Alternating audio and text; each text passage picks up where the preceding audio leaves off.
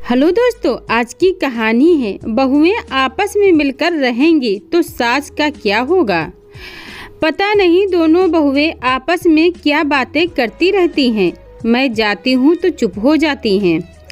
शारदा जी ने अपने पति सुमेश जी को कह रही थी, जाने भी दो, आपस में बहनों की तरह रहती हैं। दोनों लड़ती झगड़ती रहेंगी तो क्या अच्छा लगेगा। सुमेश जी समझाते हुए बोले, पर शारदा जी को लगता था कि ये दोनों ऐसे ही रहेंगी तो मेरी पूछ कम हो जाएगी। हालांकि दोनों बहुएं सास ससुर का बहुत ख्याल रखती थीं।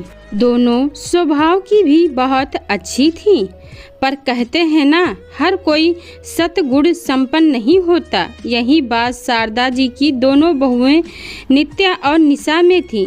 बड़ी बहू नित्या पाक कला में कुशल थी और छोटी निशा इंटरनेट, गूगल, इन सब बाहरी कामों में तेज थी। और एक बात तो है कि सीखने का कोई अंत नहीं होता।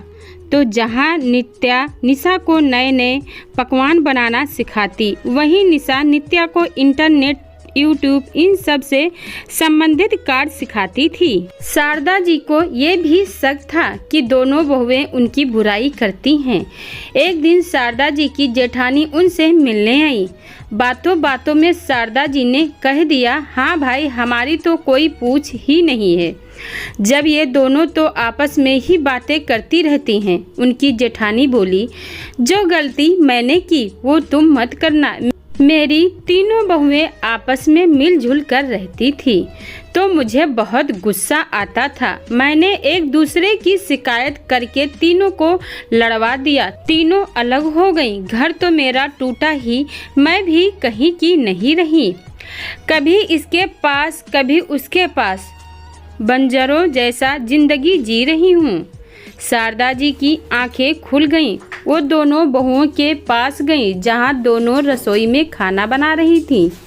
हंसते हुए बोली, तुम दोनों ही सीखती रहोगी या कुछ मुझे भी सिखाओगी?